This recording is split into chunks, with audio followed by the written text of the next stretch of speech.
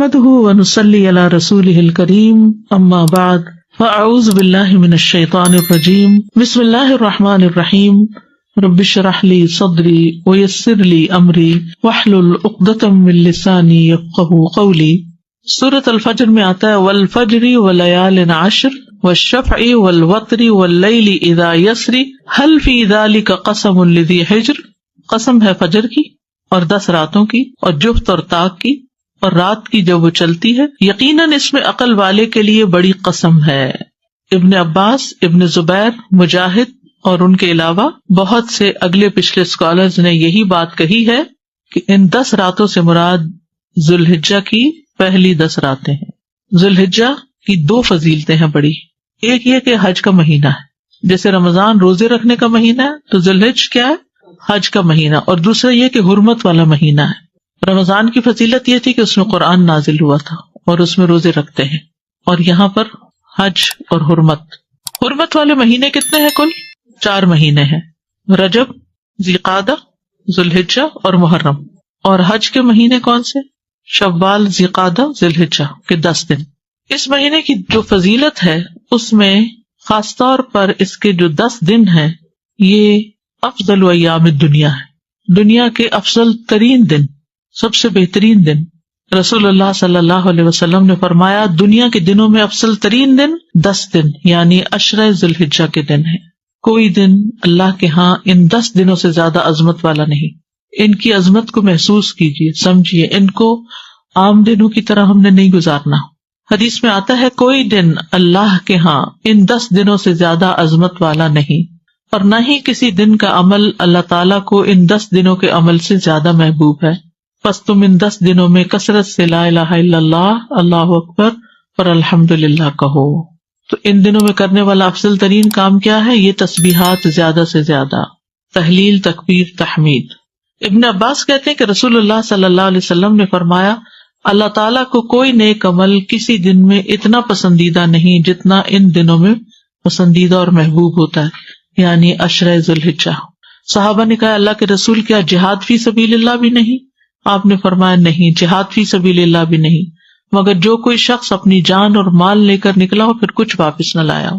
ان دنوں میں کوئی بھی جو نیکی کی جائے گی وہ عام دنوں کے مقابلے میں افضل ہوگی. مثلاً قرآن کی تلاوت، اذکار کی کثرت، صدقہ خیرات. نبی صلی اللہ علیہ وسلم نے فرمایا اللہ تعالیٰ کے نزدیک ذوالحجہ کے 10 دنوں میں نیک اعمال بہت پاکیزگی اور بہت بڑے ثواب کا باعث ہیں. پاکیزگی کی بھی بات پڑھی نا، ازکا عند اللہ واعظم اجرا، جہاد سے بھی افضل اعمال ہیں. صحابہ ان دنوں انتھک محنت کیا کرتے تھے. پھر چونکہ حرمت والا مہینہ ہے تو ہمیں دوسروں کی جان، عزت، مال، ان سب کی حرمت رکھنی ہے، یعنی ڈوز اینڈ ڈونٹس. ایک طرف کیا کرنا ہے؟ تسبیحات کی کثرت، اور دوسری طرف کیا چھوڑنا ہے؟ غیبت، چغلی، طعنہ، فضول میں لغو باتیں، ہنسی مذاق. اور ان دنوں کا سب سے افضل عمل قربانی ہے. اقوال میں تسبیحات ہیں، افعال میں قربانی. اپنے شر سے دوسروں کو محفوظ رکھنا، اپنی زبان سے دوسروں کو اذیت نہیں دینا، بدگمانی، تجسس، ٹوہ نہیں لگانا، آر نہیں دلانا، نفرت و بغض نہیں کرنا، ظلم نہ کرنا، نہ ہونے دینا، کسی کو بے عزت نہیں کرنا، آر دلانا اور تانا دینے والی عادتوں کو چھوڑنا ہے. ٹانٹنگ وہ جو عادتیں ہوتی ہیں نا ان کو بھی چھوڑنا ہے. غصہ نافذ کرنے کی طاقت رکھنے کے باوجود اس کو چھوڑ دینا ہے. گالی گلوچ، بد زبانی، ان چیزوں سے بھی بچنا ہے. مسلمان کو ہر طرح کی اذیت دینے سے رکنا ہے. رشتہ داروں کی قطع تعلق ہی نہیں کرنی، ان کو منانا ہے. ظالم رشتہ داروں پر بھی مہربانی کرنی ہے. اپنے شر سے پڑوسیوں کو بچانا ہے. اپنے ایمان کی تجدید کرنی ہے. صبر اور عفو درگزر کرنا ہے. اچھا اخلاق اختیار کرنا ہے. اول وقت پہ نماز پڑھنا ہے. قیام لمبا کرنا ہے. ہو سکے تو تہجد پڑھنا ہے. روزہ رکھنا ہے.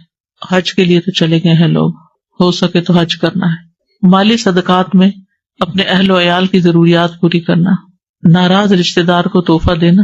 اپنے بہن بھائیوں کی یا اپنے دوستوں کی ضروریات پوری کرنا. پانی پلانا. ایسا صدقہ جو خود کو محتاج نہ کرے کسی کا. ناراض لوگوں کو آپس میں صلح کرانا. کسی کو خوش کرنا، کسی کو پریشانی دور کرنا.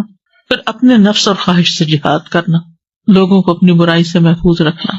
اور صدقے خیرات میں کھانے پینے اور دیگر چیزوں کے علاوہ اچھی کتابیں، اچھے پیمفلیٹس اور خصوصاً اس ٹاپک کی اویئرنیس لوگوں میں کریٹ کرنا ہے.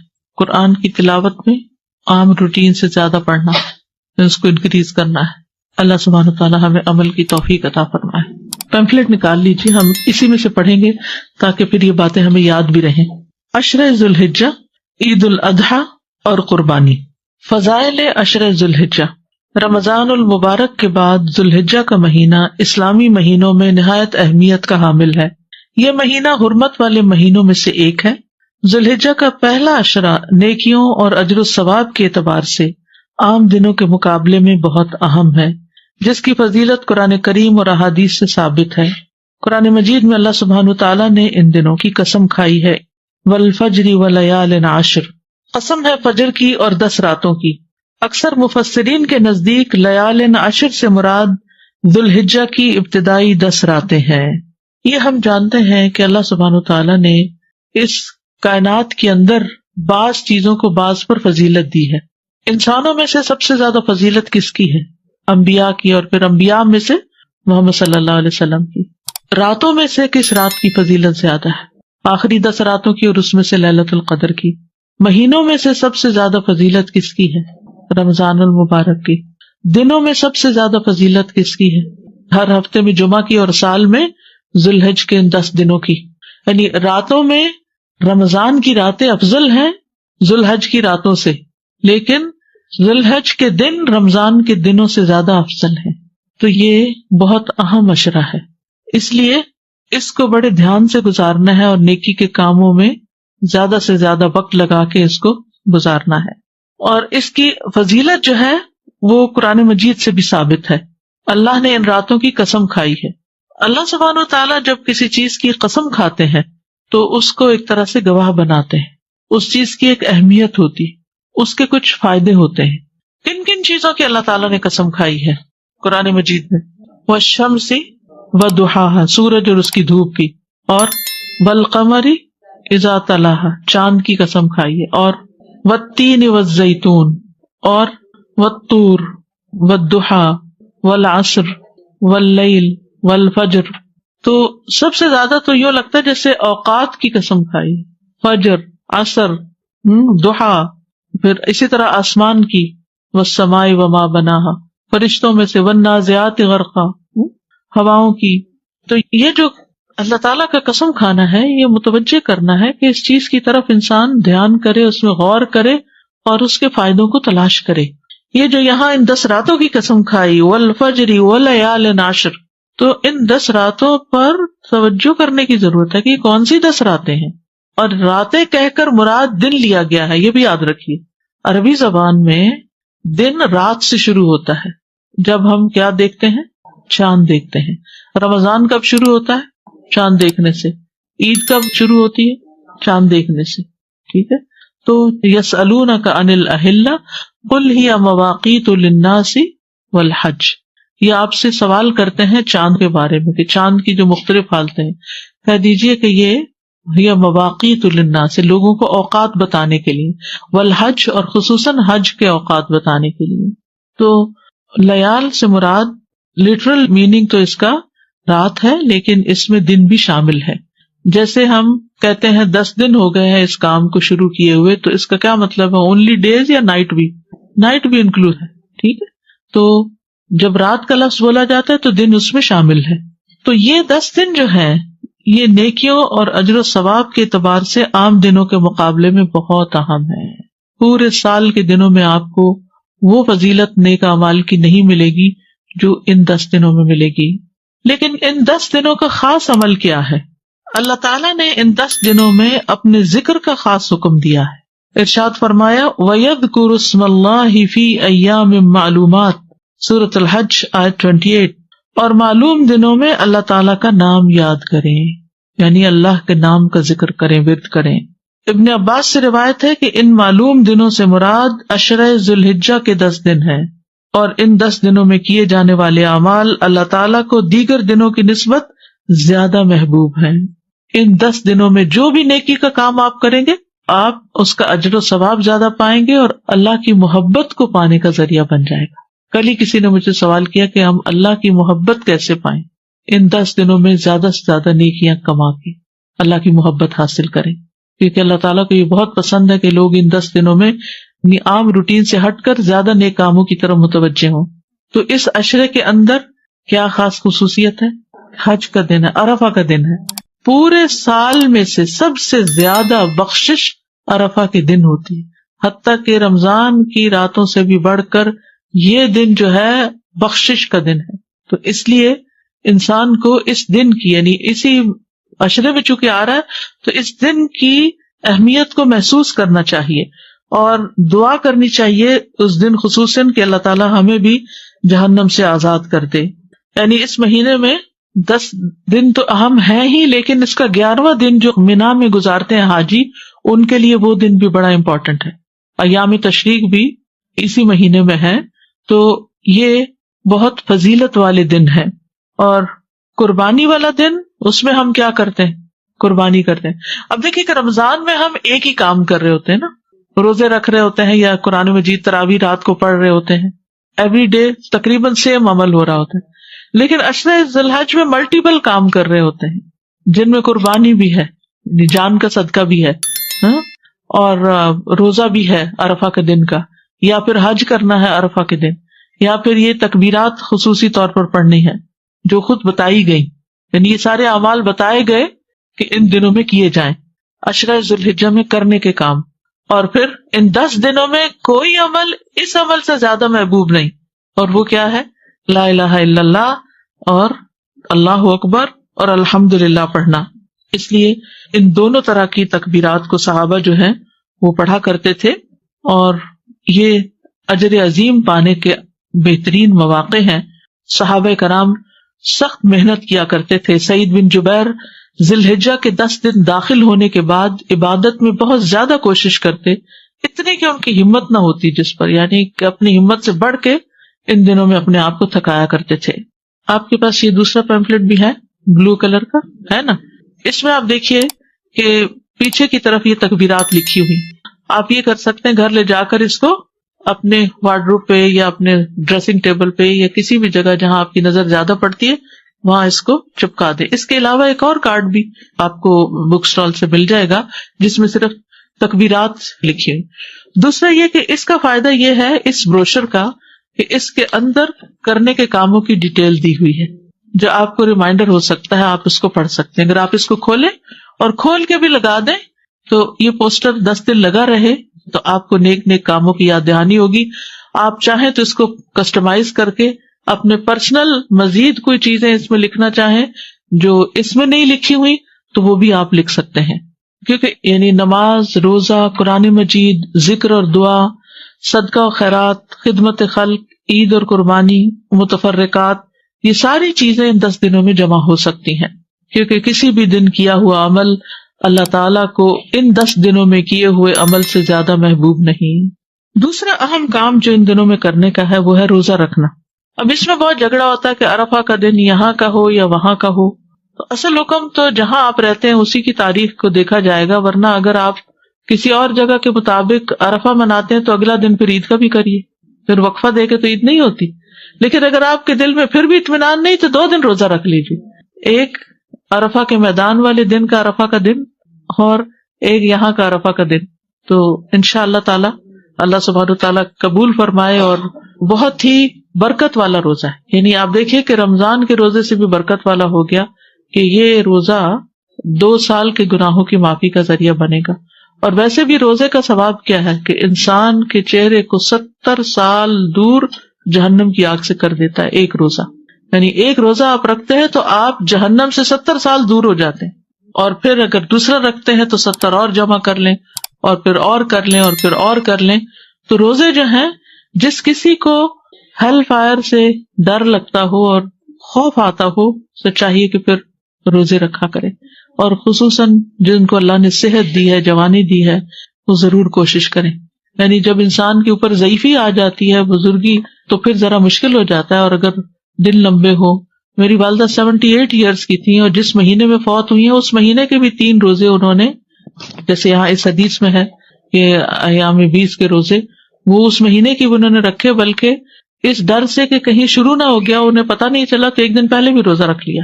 تو بدھ سے شروع ہونے تھے، انہوں نے منگل کا بھی رکھ لیا کہ کہیں میں بھول نہ گئی ہوں. ہوتا نا بڑے ہو کے انسان کو ڈیٹس اور دن اور وہ اوقات میں بعض اوقات خلل ہو جاتا ہے کہ کہیں مس نہ ہو جائے.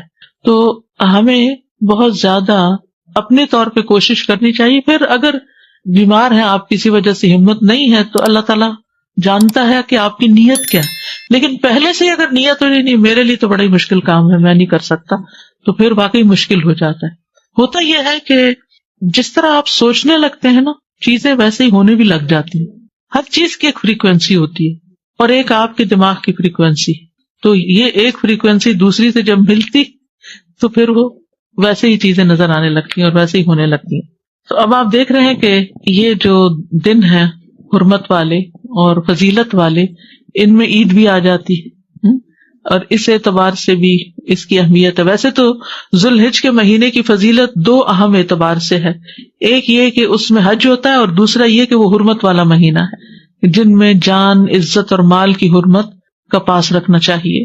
اور اس عظیم مہینے میں سب سے عظیم دن ہے, اور اس عظیم دن میں, عید والے دن میں, سب سے عظیم کام قربانی کرنا ہے اور حرمتوں کو پامال نہ کرنا. حرمتوں کو پامال کرنا کیا ہے کہ کسی کی جان, مال, عزت پر ہاتھ اٹھانا, زبان کھولنا.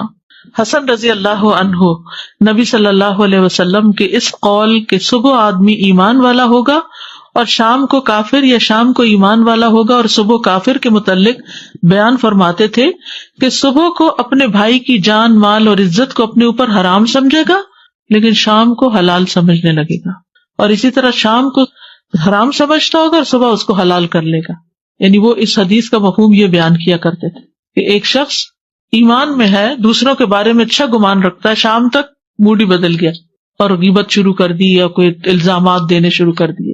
تو اس لیے ان دنوں میں جہاں کچھ کرنے کے کام ہے وہاں کچھ نہ کرنے کے کام بھی ہیں.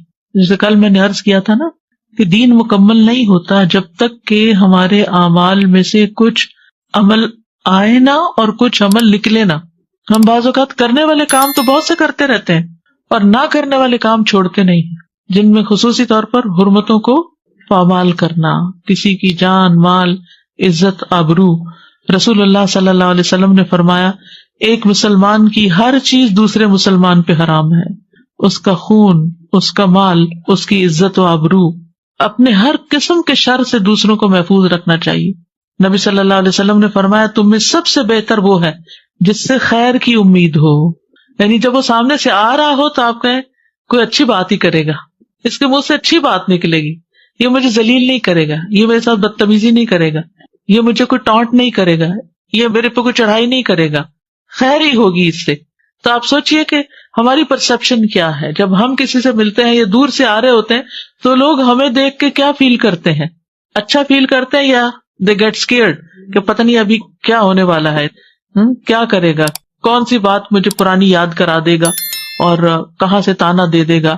یعنی کچھ لوگوں سے اپنی عزت بچانی پڑتی ہے اور ایسے لوگ کترا کے نکل جاتے ہیں, اور کچھ لوگ ہوتے ہیں کہ جن کے ملنے کا انتظار رہتا ہے کہ وہ آئیں اور ان سے کوئی خیر کی بات سنیں. اور فرمایا سب سے بدتر وہ ہے جس سے کسی خیر کی توقع نہ ہو, کوئی تمہارا بھلا نہ کرو اور اس کے شر سے امن نہ ہو. اس لیے بہت ضروری ہے کہ ان دنوں میں غیبت, چغلی وغیرہ سے بچنا چاہیے, اپنی زبان سے دوسروں کو اذیت نہیں دینی چاہیے, آپس میں نفرت اور بغض کو چھوڑ دینا چاہیے, نہ ظلم کرنا چاہیے نہ ہونے دینا چاہیے, کسی کو بے عزت نہیں کرنا چاہیے, آر دلانے اور تانا دینے والی عادتوں کو چھوڑ دینا چاہیے, کیونکہ جو شخص کسی کو آر دلائے گا اس پر اس چیز کا وبال آئے گا.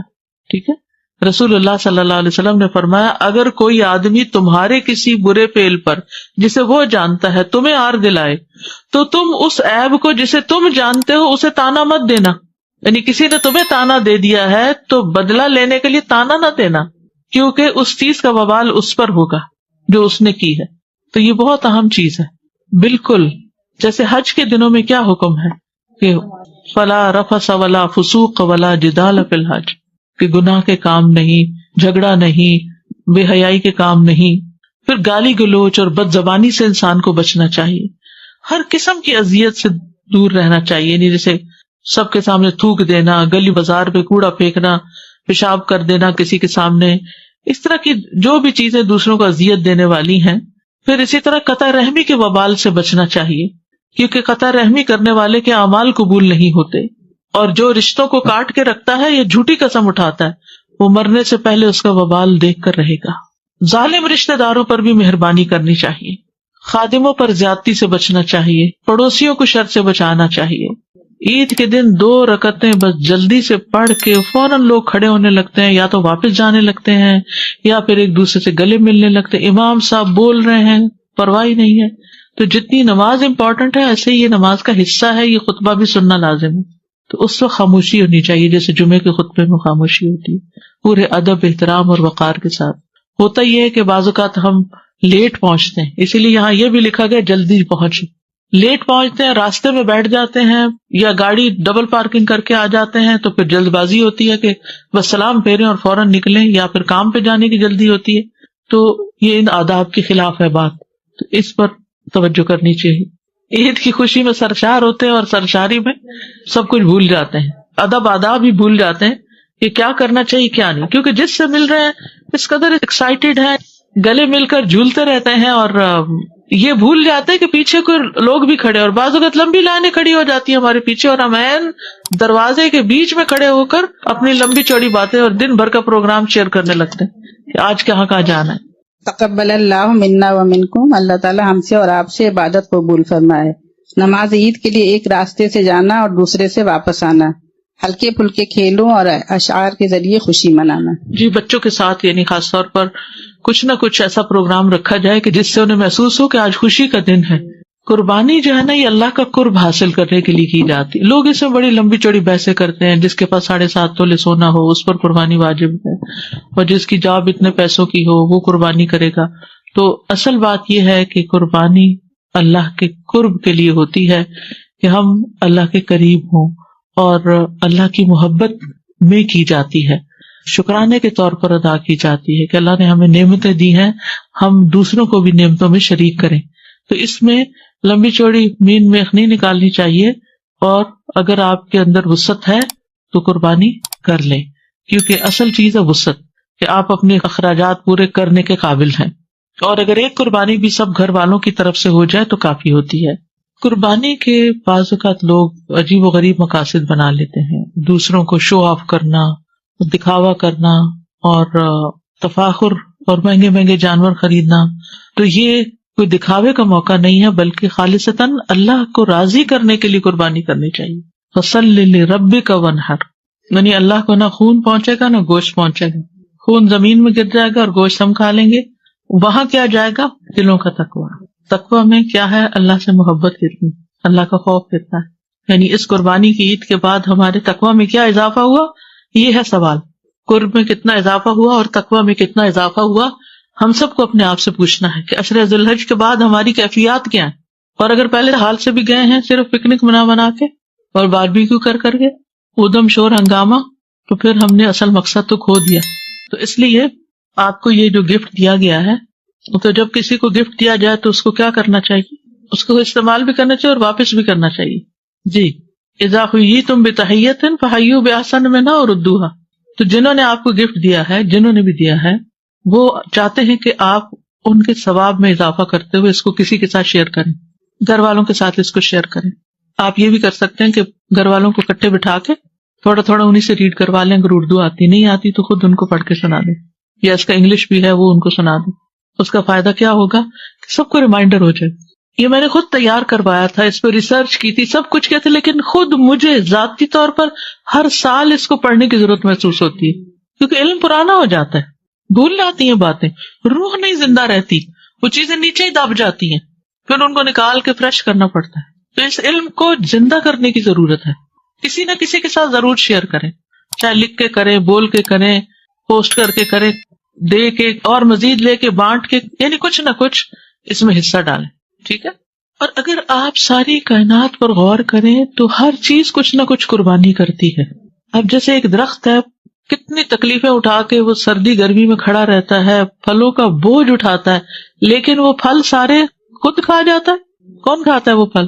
ہم کھاتے ہیں۔ سمندر کا پانی ہے، وہ بھاپ اڑتی ہے، ہوائیں اس کو اٹھاتی ہیں، تکلیف اٹھاتی ہیں ہمارے لیے، لے کے اڑتی ہیں، اور پھر وہ کون فائدہ اٹھاتا ہے؟ ہم فائدہ اٹھاتے ہیں۔ ہر چیز قربانی کر رہی ہے، اپنے اپنے طریقے سے کر رہی ہے، اور ایک ہم ہے کہ ہر چیز لے کے بیٹھے ہوئے، علم لے لیتے ہیں وہ لے کے بیٹھ جاتے ہیں، اللہ مال دیتا ہے وہ لے کے بیٹھ جاتے ہیں، کوئی اور چیز اللہ ہمیں دیتا ہے شیئرنگ کا نہیں سوچتے. تو قرب ملتا ہے دینے سے، قربان کرنے سے. ابراہیم علیہ السلام کو قرب کیوں ملا تھا اللہ کا؟ اللہ نے ان کو اپنا دوست کیوں کہا؟ بیٹا قربان کرنے لگے، ہر چیز قربان کر رہے تھے. ایک بات بڑی عجیب لگتی ہے مجھے کبھی کہ اللہ سبحانہ تعالیٰ فرماتے ہیں وَآتَيْنَاهُ فِي الدُّنْيَا حَسَنَةً، کہ ہم نے ابراہیم کو دنیا میں حسنہ عطا کی. ہاں کہتے ہیں ان کی زندگی تو امتحانوں سے بھری ہوئی تھی، اور اللہ سبحانہ تعالیٰ اس کو حسنہ کہتے ہیں. تو جب ہم مانگتے ہیں ربنا آتنا فی الدنیا حسنہ، تو اس کا صرف یہ مطلب نہیں ہوتا کہ اور مال مل جائے اور زندگی عیش و عشرت کا نمونہ بن جائے. اس کا مطلب ہے کہ ہمیں زیادہ سے زیادہ نیکیوں کی توفیق ہو، اور اگر ہماری زندگی میں کوئی امتحان ہے تو وہ بھی ہمارے درجات کی بلندی کا ذریعہ بن جائے. یہ ہے حسنہ، اور نیکی کی توفیق، اور نیکی کی توفیق، اور وہ اپنی نیند آرام سکون قربان کر کے ہی ملے گا. جب تک آپ اپنی کوئی چیز قربان نہیں کرتے نا تو کسی اور کو کچھ دے نہیں سکتے. تو یہ قربانی کا جذبہ صرف اس جانور کی قربانی کر کے نہ کریں، یہ قربانی کا جذبہ اپنے اندر بھی لائیں. یہ عید کا پیغام یہی ہے، یہی ریمائنڈر ہے.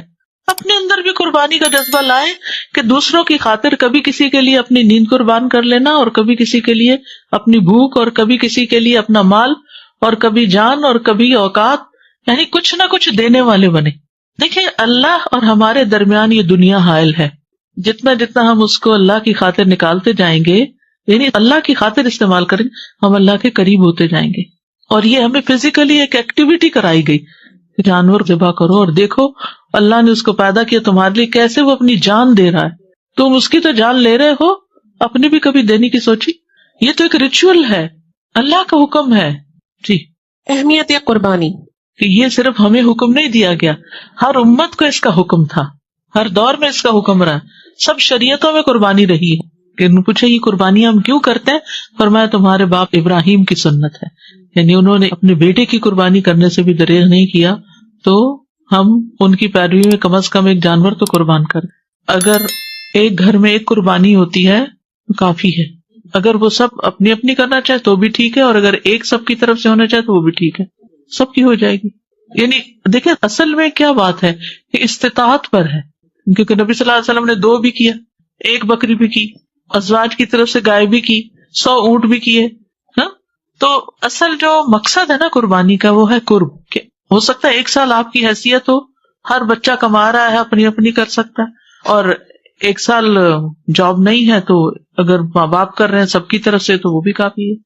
یعنی ہسبینڈ کر رہا ہے، بیوی کی طرف سے بھی، بچوں کی طرف سے بھی، ایک فیملی کی طرف سے ایک جانور کی قربانی کافی ہے. دیکھیں 10 حصے پڑ سکتے ہیں، یہ مطلب ہے 10 لوگ شامل ہو سکتے ہیں، 10 لوگ مل کے پیسے کنٹریبیوٹ کر کے 1 اونٹ ذبح کر لیں، یہ بھی ہو سکتا ہے. ڈاکٹر فرحت ہاشمی صاحبہ کے مستند بیانات سننے کے لیے ہمارے چینل قرآنک پلس کو سبسکرائب کریں. یہاں قرآن و حدیث کی روشنی میں حقیقی رہنمائی اور روحانی ترقی کے خزانے ملیں گے. ابھی جڑیں اور دین کو گہرائی سے سمجھیں.